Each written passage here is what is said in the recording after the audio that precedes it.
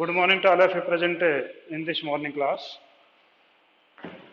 Yesterday we were making the discussion about chapter number 9, that was journal.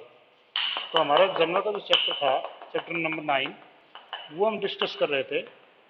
और chapter number 9 में हमने जो discuss किया था वो मैं थोड़ा सा एक बार दोबारा फिर उसको रिमाइंड करा देता हूँ, ताकि आप लोगों को कल वाली चीज़ों को पिकअप करने में दिक्कत ना आए। तो हमारे पास में चैप्टर है चैप्टर नंबर 9 जर्नल। ये हमारा चैप्टर था। अब हमारे यहाँ पर जो है कल हमने जो डिस्कस किया था that was discount. What was the meaning of discount, ये हमने देखा था कि discount mean any type of the reduction in price of the goods that is called as a discount. वो आपका डिस्काउंट है कहलाता है। और इसमें टाइप ऑफ डिस्काउंट था वो आपके जो है 2 टाइप्स के डिस्काउंट आपके पास में थे। तो एक आपके पास में था दैट वाज ट्रेड डिस्काउंट, और दूसरा आपके पास में था दैट वाज कैश डिस्काउंट। तो first was trade discount and second one was that was cash discount. ठीक है, इन दोनों में हमने देखा था कि trade discount is that discount which A wholesaler allow to the retailer to increase its sale, means it is based on quantity. If you will lift so much quantity you will get so much percentage of trade discount. तो वो तो अगर आप इतना माल उठा देंगे तो आपको इतना परसेंटेज डिस्काउंट मिल जाएगा। कैश डिस्काउंट जो वो था it was for the prompt payment, कि कितना जल्दी करके पेमेंट उसको दे सकता है। तो ये प्रॉम्प्ट पेमेंट के लिए आपका कैश डिस्काउंट दिया जाता है। ठीक है जी। उसके बाद उन्होंने किया था कि दोनों में what are the difference between the cash discount and trade discount, ये हमें जो कर चुके थे। अब उसके बाद में हमारे एडवांटेजेस की बात आ रही थी। तो एडवांटेज टू रिटेलर वो हमने कल किया था। तो एडवांटेज टू रिटेलर कौन सा था हम वो डिस्कस करते हैं पहले। तो ये एडवांटेज टू रिटेलर में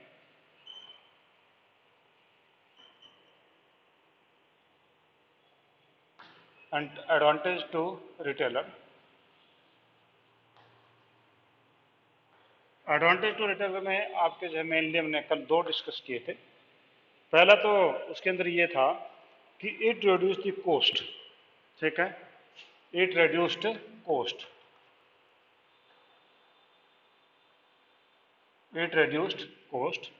पहला फायदा तो ट्रेड डिस्काउंट का ये था रिटेलर को। रिटेलर का मतलब जो छोटा दुकानदार आपके आसपास में बैठा उसकी बात कर रहा है। ये रिड्यूस कॉस्ट का मतलब ये हुआ कि the printed price of A product is suppose that is 100 rupees and the wholesaler offers him that if you will lift the material of 1000 product you will get 30% discount. It means instead of 100 the retailer have to pay 70 rupees. It means cost आपका जब वो decrease हो गया तो it reduce the cost of the product. ठीक है, तो आपका रिटेलर को तो प्रिंटेड रेट तो 100 ही मिलेगा, but he has paid only 70। It means the cost of purchases decrease. तो पहला बेनिफिट तो रिटेलर को ये है। दूसरा, it enables retailer to make more profit. ठीक है, सेकंड है more profit. More profit means the printed rate is 100 and he says that I takes 10% as my profit. It means 30% was there and 10% is there. It means he will earn or she will earn 40% profit. तो आपका 40% profit जो उसको मिलेगा, क्योंकि more profit उसको मिलेगा क्योंकि जो आपका प्रिंटेड प्राइस है उसके ऊपर ट्रेड डिस्काउंट आपको अलाउ किया जाता है, यानी रिटेलर को अलाउ किया जाता है। तो नेचुरली उसका जो है आपका प्रॉफिट वो बढ़ जाएगा। तो ये आपका था एडवांटेज टू रिटेलर। अब एडवांटेज टू होलसेलर या manufacturer, advantage to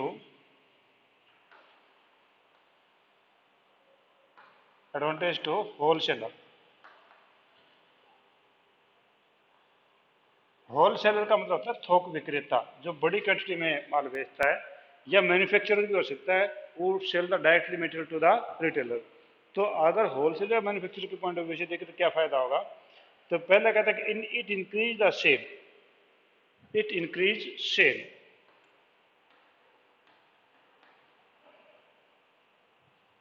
it increase sales, ये सेल्स को इंक्रीज करता है। Because if anybody who is willing to purchase 50 product, and if the manufacturer or the wholesaler offers that if you will purchase 100 product, I will allow you 30% trade discount, naturally that person will be induces, उस person को लालच आ जाएगा कि मैं ज़्यादा खरीद लूँ। ज़्यादा खरीदने क्या होगा कि हमारी शेयर जो वो इंक्रीज होगी। तो होलसेलर है या मैन्युफैक्चरर के लिए पहला बेनिफिट तो यह है कि it increases the sale, and ultimately the main aim is to increase the sale. इसका जो ट्रेड डिस्काउंट का जो मेन एम था वो सेल इंक्रीज करना होता था, तो इसके पॉइंट ऑफ व्यू से। दूसरा, a change in the rate of trade discount में prove can be effective weapon to free face competition, यानी helps in face competition, helps in face competition. अब कंपटीशन फेस करने में भी ये हेल्पफुल होता है। ये कैसे होगा? आप कहेंगे कि sir it is in different one thing, how it is helpful in face the competition? Naturally you will see the retailer sell that product only in which product he get more money, he get more profit. और जब आपके same product हैं और दोनों के दोनों में competition है, तो दोनों का प्रिंट रेट तो सेम ही होता है करीबन करीबन, पर एक अगर आपका होलसेलर जो है वो ट्रेड डिस्काउंट ज़्यादा दे दे तो आपके रिटेलर को सस्ता पड़ेगा। सस्ता पड़ेगा, नेचुरली क्या होगा कि वो जो है उस होलसेलर का माल रिटेलर ज़्यादा खरीदेगा जो ज़्यादा ट्रेड डिस्काउंट दे रहा है। तो ज़्यादा ट्रेड डिस्काउंट देगा तो नेचुरली जो कंपटीशन है उसको फेस आराम से कर पाएगा, क्योंकि आपका रिटेलर जो है वो ज़्यादा क्वांटिटी आपकी लेगा और ज़्यादा बाजार में बेचेगा। तो इस प्रकार से कंपटीटर को पता ही नहीं चल पाएगा कि एक्चुअली में मेरा रेट क्या है और कंपटीटर का रेट क्या है। कंपटीटर 100 रुपीज़ दे रहा है, 100 तो दे रहा है पर ट्रेड डिस्काउंट नहीं दे रहा वो, जबकि मैं 100 रुपीज़ में दे रहा हूँ प्रोडक्ट, पर मैं उस पर ट्रेड डिस्काउंट 30% दे रहा हूँ। इसका लिए हुआ कि ट्रेड डिस्काउंट से मैं अपने कंपटीटर को डिफीट कर सकता हूँ। हाँ जी, नेक्स्ट है, different price can be charge from the regular customer and occasional customer, and different price, different price benefit, कि आपका जो डिफरेंट प्राइस है का बेनिफिट भी आपको मिलेगा। कि आप जो है, if you are a retailer, you purchase from wholesaler goods in routine and some customer directly approach to the wholesaler. होता है ना कई बार ऐसा कि अगर आप रिटेलर हैं, आप जो होलसेलर से लगातार माल खरीद रहे हैं, आपको एक अमाउंट देता है कि आपको ये प्रोडक्ट 100 वाला 70 में लगेगा, और कोई बंदा ऐसा है कि जो सीधा का सीधा होलसेलर के पास चला जाए, वो कहे जी मैं रिटेलर की बात खरीदने के बजाय मैं आपसे खरीद रहा हूँ, तो खरीद रहा हो तो इसका नहीं ये हुआ कि वो कहेगा प्राइस तो जी 100 ही है, अब मैं मेरे रिटेलर को जो है वो 10% डिस्काउंट दे रहा हूँ, आपको 10 दे दूंगा। हालांकि रिटेलर को 30 दे रहा है और झूठ बोल जाएगा कि मैं 10 दे रहा हूँ, उसको भी आपको दे दूंगा। तो इससे क्या होगा कि डिफरेंट प्राइस बेनिफिट जो है वो मैन्युफैक्चरर को या होलसेलर को मिल जाएगा, कि वो एक नॉर्मल कस्टमर को अलग रेट बता सकता है, उसमें ट्रेड डिस्काउंट कम या ज़्यादा कर सकता है, जबकि आपके जो रेगुलर कस्टमर है उस पर ट्रेड डिस्काउंट है वो अलग दे सकता है। Change in rate of trade discount is easy method to make change in the price without reprinting catalog, कि आपका जो है price change possible, price change possible, इसमें प्राइस चेंज पॉसिबल है। सपोज कि अगर आप there are so many competitor in your product and you have sent the bill or invoice to your retailer at a certain price. Now the competitor has decreased the price. Naturally, your retailer will ask you to decrease the price, but you have already circulated the invoice or you have already sent the invoice to a retailer. In that case, it is not possible to reprint the invoice. अगर वो कहें कि आप पहले वाला bill वापस भेजो, मैं दोबारा रिप्रिंट करके भेजूंगा, तो उसमें बड़ी समस्या है। उसकी वजह हम क्या करेंगे कि अगर आपके कंपटीटर ने 10% जो प्राइस डिक्रीज कर दिया, तो आप ट्रेड डिस्काउंट दे करके उसको 10% और डिक्रीज कर देंगे। अगर आपका 30% डिस्काउंट चल रहा था, तो आप 30 या 40 कर देंगे, तो कंपटीटर प्राइस के बराबर आप आ जाएंगे। तो इस प्रकार से प्राइस चेंज पॉसिबल भी ये कर देता है। तो आपके पास ये जो है एक होलसेलर के लिए ये आपके बेनिफिट थे, या एक मैन्युफैक्चरर के लिए बेनिफिट थे। पहला आपका जो ये था रिटेलर के लिए रिड्यूस कॉस्ट, रिटेलर की कॉस्ट रिड्यूस हो जाती है। दूसरा मोर प्रॉफिट, उसको ज़्यादा प्रॉफिट मिल जाता है रिटेलर को। ये जो है एडवांटेज तो होलसेलर है। होलसेलर के लिए एडवांटेज कौन से थे? पहला increase sale, naturally it will increase the sale, it will enhance the sale. Second, help in face the competition, means competition can be faced because there will be no any idea of your rate, and naturally you can curtail the rate and you can face the competition. Different price possible, means you can allow different persons at the different rate of trade discount, regular customer and irregular customer, तो वहाँ पर price benefit आप ले सकते हैं। Change in price possible, आपका जो price change वो पॉसिबल इसमें हो सकता है कि आप कोई भी बिल आपने बना दिया, उसको कम अगर आप कर सकते हैं ट्रेड डिस्काउंट दे करके। तो इस प्रकार से ये आपके बेनिफिट थे ट्रेड डिस्काउंट के, रिटेलर को और आपके होलसेलर को। हाँ जी, any point you want to ask, कोई भी पॉइंट आप इसे पूछना चाह रहे हैं आप इसे पूछ सकते हैं, ठीक है। और नहीं तो फिर मैं आगे चलता हूँ। That is advantage of cash discount.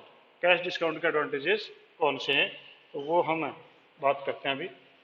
तो advantage of cash discount, cash discount normally हम ये कहते हैं कि वो प्रॉम्प्ट पेमेंट के लिए होता है कि जल्दी पेमेंट हमारी मिल जाए, तो वो आपका कैश डिस्काउंट इसलिए हम देते हैं।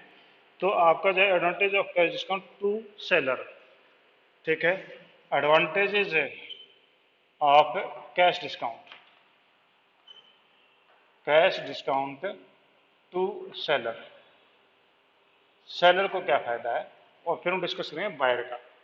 तो पहला जो फायदा है सेलर को वो कौन सा होगा, तो पहला आपका फायदा है ये कि seller receives the amount within stipulated time, means early payment. हम यूँ कहें अर्ली पेमेंट, आपका जो सेलर है उसको ये फायदा है कि he will get payment early, because the seller has fix the date that if you will pay this amount on a certain date, up to certain date, you will get a discount of 10% or 5% or any may be. It means if any person want to get the discount by 10% or 5%, he will try to pay the time before the time or on the time. तो पहला फायदा तो ये उनको ये होगा। दूसरा, cash receive it improve the cash flow inflow of the business, ठीक है। It increases cash inflow, it increases cash inflow।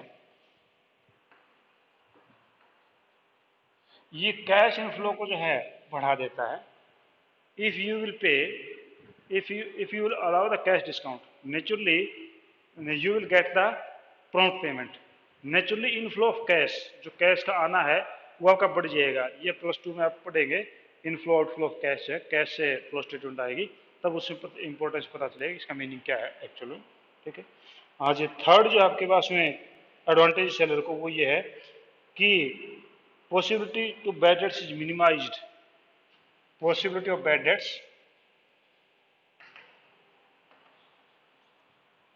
possibility of bad debts minimize। आपका बैड डेट्स कब होता है, जब आप उधार देते हैं, और आप उधार देंगे तो बैड डेट्स होंगे, और जितना आप लंबी उधार होगी उतना ज़्यादा बैड डेट्स होंगे। अब अगर आप उनको कैश डिस्काउंट जो अलाउ करते हैं, तो naturally they will try to pay you before any other payments, कि अगर एक दुकानदार को 10 पेमेंट करनी है, कोई और दूसरे कैश डिस्काउंट नहीं दे रहे, you are paying the cash discount या you are allowing the cash discount, तो नेचुरली कि उन 10 को छोड़ के वो आपको पहले पेमेंट देगा, तो इससे आपके बैड डेट्स जो हैं वो कम से कम होंगे, यानी उनकी संख्या जो काफ़ी कम घट जाएगी। Prompt payment reduce the clerical work, आपका जो reduces clerical work, reduces clerical work, आपका क्लरिकल वर्क जो है वो घट जाता है, क्योंकि if you take the payment on time you need not to carry forward, you need not to write the journal, you need not to carry forward the in ledger, ledger carry forward करने की जरूरत नहीं है, तो clerical काम आप घट जाएगा, and you give the reminder again and again to recover your debts, but if you are allowing cash discount then you need not to give the reminder to your purchaser, तो उससे क्या आएगा, clerical जो है job वो काफ़ी कम हो जाती है। ठीक है जी, तो ये आपके एडवांटेज थे, वो आपके थे सेलर को, जो माल बेचने वाला उसको, ये आपके एडवांटेज थे। एडवांटेज को एक बार पहले देख लो, दो बार फिर देख लो। अर्ली पेमेंट, जल्दी पेमेंट मिल जाएगी आपको, क्योंकि डिस्काउंट अलाउ करेंगे, अगला बंदा डिस्काउंट देने की कोशिश करेगा। Increases cash inflow, naturally cash का इनफ्लो ज़्यादा होगा, उधार कम होगी तो। Possibility of bad debts minimize, bad debts से कम हो पाएंगे। ठीक है, और reduces clerical work, clerical work भी वो काफ़ी कम हो जाएगा, क्योंकि क्लरिकल वर्क करने की जरूरत नहीं हो। ठीक है जी, अब उसके बाद में हमें नेक्स्ट करते हैं to buyer, advantage to buyer, जो खरीदने वाला है उसको इसके क्या फ़ायदे होंगे, तो हम उस बात को हम डिस्कस करते हैं कि जो बंदा आपसे माल खरीदता है उसको आप कैश डिस्काउंट अलाउ करते हैं तो उसका बेनिफिट क्या होगा। तो एडवांटेज टू बायर, बायर का एडवांटेज कौन सा है, तो नंबर 1 आपको बायर का जो एडवांटेज है वो ये, the earlier the buyer pays higher earn discount. ठीक है, यानी मोर डिस्काउंट, हम ये शॉर्टकट में कहते हैं more discount. If the buyer pays on time, naturally there is a category of cash discount. If you paid immediately, you will get 10% discount. If you paid within 5 days, you will get 5% discount. If you paid after 7 days, no discount. इसका क्या हुआ कि आपको जितना जल्दी buyer payment करेगा उतना ही वो ज़्यादा डिस्काउंट उसको मिलेगा, मीन्स बायर को जो है मोर डिस्काउंट होंगे। सेकंड क्या है कि a buyer who earn higher cash discount can sell the goods to his customer at lower rates. ठीक है, यानी लोअर रेट हम कहें, मोर कस्टमर कह दें इसमें, मोर कस्टमर इनडायरेक्ट रूप से, मीन्स इफ ये you will get the more discount certainly you will sell the goods on cheaper rate than your competitor, then there will be more customer. आप जब 10% डिस्काउंट मिलता है बाकियों को नहीं मिलता, तो आप और लोगों से 10% सस्ता बेच सकते हैं, और जितना सस्ता बेचेंगे तो कस्टमर वो आपके पास में उतने ज़्यादा होंगे, तो ये कस्टमर को इंक्रीज करता है। ठीक है जी, आज इनहेंस रेपुटेशन, यानी हम इनहेंस लिखते हैं या इंक्रीज, इंक्रीज रेपुटेशन, रेपुटेशन या रेपुटेशन का दूसरा मीनिंग हम अकाउंटेंसी में लिखते हैं गुडविल, यानी आपकी जो है गुडविल है या क्या रेपुटेशन वो इनहेंस हो जाती है, क्योंकि if you will made the payment hard payment, naturally the seller will send you good immediately because of your reputation, and he will sell the goods you at cheaper rate also because you are paying hard cash। तो ये आपके जो है benefit थे इन चीज़ों के। ठीक है जी, तो ये आपके पास थे आपके दो हमारे पास थे कि डिस्काउंट जब वो उसको हिंदी में बोलते हैं छूट, तो छूट जब आपकी किसे कहेंगे, any type of the reduction in price that is called as a discount. फिर डिस्काउंट कितने प्रकार का है, trade discount and cash discount. तो ट्रेड डिस्काउंट जो सेल को बढ़ाने के लिए होता है, कैश डिस्काउंट जो कैश को जल्दी पेमेंट के लिए दिया जाता है। तो इसके हमने एडवांटेजेस और डिसएडवांटेजेस हमने दोनों पढ़े। अब हाँ जी, any point you want to ask, कोई पॉइंट आप पूछना चाह रहे हैं तो आप पूछ सकते हैं। हाँ जी, चलो मैं आगे चलते हैं। नया पॉइंट हमारे पास में है दैट इज रिबेट। ठीक है, ये लगभग सिनोनिमस टाइप के से लगते हैं दोनों के दोनों। ठीक है, तो ये आपको हम कहते हैं नेक्स्ट आपका दैट इज रिबेट। रिबेट का मतलब भी छूट ही होता है। ठीक है,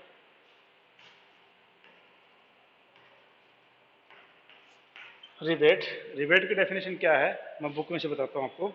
it is also reduction in the value of the goods sold allowed by the seller, seller ही देता है ये भी। It is allowed for the reason other than which trade discount and cash discount. For example rebate is usually allowed to inferior quality goods, goods are sold or goods being not up to specification, such as different from the trade discount and cash discount. Trade discount is usually allowed to the seller on the higher volume of the goods purchased by the purchaser, and cash discount is allowed for prompt payment. इसका मतलब ये हुआ कि rebate जो है ये आपका traded discount और आपका जो कैश डिस्काउंट है इनसे डिफर है, इट इज डिफर। अब ये तो दी जाती यूजुअल है डिस्काउंट्स, ये नॉर्मली हम दिया करते हैं। पर रिबेट जो है, जो रिबेट है वो आपका क्या होगा, रिबेट में से आप स्पेशली कोई प्रोडक्ट को बेचना चाहते हैं जो बिक नहीं रहा है, ठीक है। मान लो कोई आपके अभी जो पीछे आपने देखा कि BS4 जो है व्हीकल्स, उनके ऊपर कंपनी ने ज़बरदस्त रिबेट दिया, that was not selling due to the legal environment of the business। Legal environment के कारण से नहीं बिका, क्योंकि कानून पास कर दिया कि BS6 बिकेंगे, BS4 नहीं बिकेंगे 31 मार्च के बाद में। तो यहाँ पर मोटरसाइकिल्स के ऊपर जो है 10-10 हज़ार रुपये का रिबेट दिया गया, ठीक है। तो यानी ये स्पेशल सर्कमस्टेंसेस में जो रिबेट किया जाता है। या मान लो कि कई बार ऐसा तो आप देखते हैं कि सेकंड का माल कई दुकानें बेचती हैं, सेकंड के माल में कहते हैं जी आपको जो 50% पे दे दिया जाएगा। क्यों दे दिया जाएगा, क्योंकि उसमें थोड़ा बहुत डिफेक्ट होता है, there are some defect in such type of the products, तो वहाँ पर आपका जो रिबेट दिया जाता है। तो रिबेट होता है that is for special purpose, and these discount are a routine job, ये एक रूटीन का काम होता है, ठीक है जी। तो ये आपके पास में जो है ये रिबेट है। अब इसमें कहते हैं कि आपका अकाउंटिंग ट्रीटमेंट है, usually no separate entity pass for the rebate. इसमें रिबेट की कोई सेपरेट एंटिटी पास नहीं की जाती है, जैसे कि आपकी कैश डिस्काउंट की पास की जाती है, इसमें यहाँ पर ऐसी कोई डिस्काउंट की पास नहीं की जाती है। आप जो केवल रिबेट अलाउड अकाउंट डेबिट और टू परचेजर या रिसीवर के नाम से हम डाल सकते हैं, तो ये कोई खास ऐसी बात नहीं। अब एक नया पॉइंट, हाँ जी, रिबेट के बारे में और डिस्काउंट के बारे में कुछ पूछना बेटा किसी को? Anybody has any confusion regarding the rebate और द डिस्काउंट? रिबेट तो आपका जो है वो किस ज़्यादा टाइप का नहीं, सिर्फ एक ही है, और डिस्काउंट आपके 2 टाइप्स के थे। तो ये आपके रिबेट और डिस्काउंट थे। अब आपके पास में है नेक्स्ट पॉइंट है दैट इज कंपाउंड एंट्री। तो हम इस पॉइंट पे आते हैं कंपाउंड एंट्री पे। कंपाउंड का मतलब होता है जुड़वा या मिला जुला करके, ठीक है। इसको मैंने आपको पहले शायद बताया था एक बार।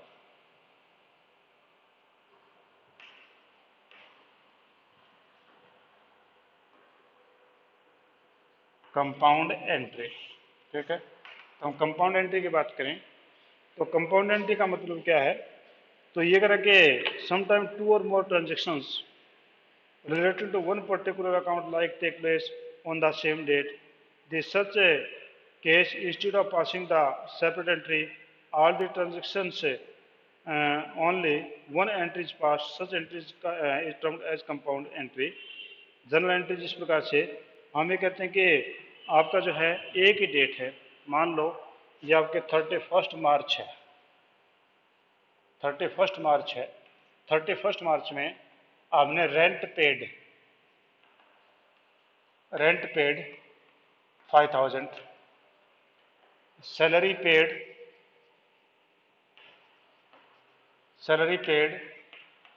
10,000, इलेक्ट्रिसिटी बिल वो आपका 2,000, ये सारे हमने पे किए हैं। All are in the same date that is on 31 March and all are the expense. इसका ये सारे के सारे ये डेबिट होने चाहिए। तो हम इनके अलग अलग सेपरेट एंट्री पास करने बजाय हम क्या करेंगे, रेंट पेड, या हम कहेंगे रेंट पेड को छोड़ दें, यहाँ से हम यूँ कर लें कि rent account debit, salary account debit, electricity bill account debit, और टू कैश, हमने कैश में पेमेंट कर दी, टू कैश अकाउंट। तो 10 और 5 15 15 टू 17, ये हो जाएंगे 17,000। ठीक है जी। तो ये आपकी कंपाउंड एंट्री हो गई।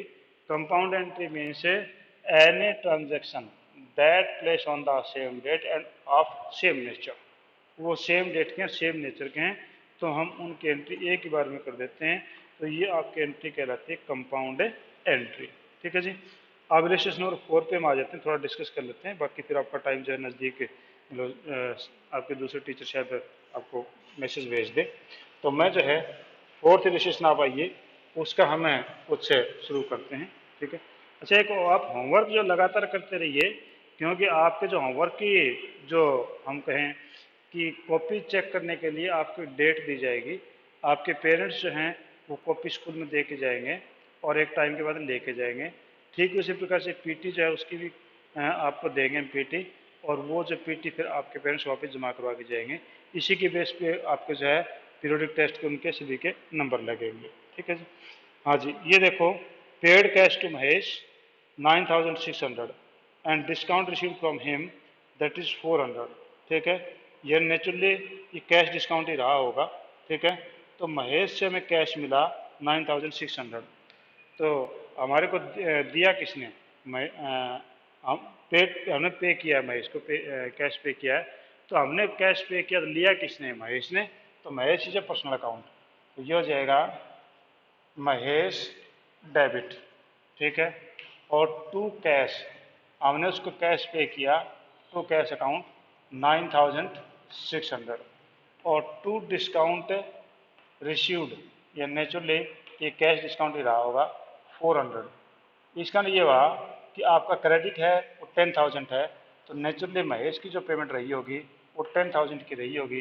तो हमारे यहाँ पर एंट्री बनेगी Mahesh account debit 10,000 to cash, इसके बदले में कैश गया 9600 का, और ये हमें फ़ायदा हो गया, तो ये होगा 400 का। तो इस प्रकार से ये आपकी जनरल एंट्री बनेगी। ठीक है जी। आज हम इतना ही करते हैं। इसमें किसी बच्चे को कोई पॉइंट पूछना हो, आप में से पूछिए। ये पेज नंबर 19.9.14 पे है। ठीक है। और अब हम जो लगातार ये मान के चलिए कि हमारा काम जो है वो चलता रहेगा, रिवीजन हमारी चलती रहेगी, और इसके बाद में अगस्त के अंदर जो हम आगे से फिर सिलेबस से स्टार्ट करवाएंगे, तब तक आपके जो पुराने बच्चे हैं और जो नए बच्चे आ रहे हैं उनका रिवीजन भी हो जाएगा, उनको परिचित भी हो जाएगी। ठीक है जी। हाँ जी, कोई पॉइंट आप पूछना चाह रहे हैं बेटा, पूछिए मेरे से। हाँ जी, कौन कौन आए हैं मैं देख लूँ क्लास में। क्लास में आपके पास में भूमि, हितेश, ईशिता, कनिष्क, संदीप जांगड़ा, सौरभ पंडित और ऋतिक नागरा। ठीक है, यही आए हैं। 8 ही बच्चे आपके अभी तक आए हैं क्लास में। तो भाई क्लास में जो है सारे के सारे आया करो, इतनी सी बात बनेगी नहीं, आपके एब्सेंट मार्क हो जाएगी, कोई फायदा नहीं है। ठीक है। तो चलो।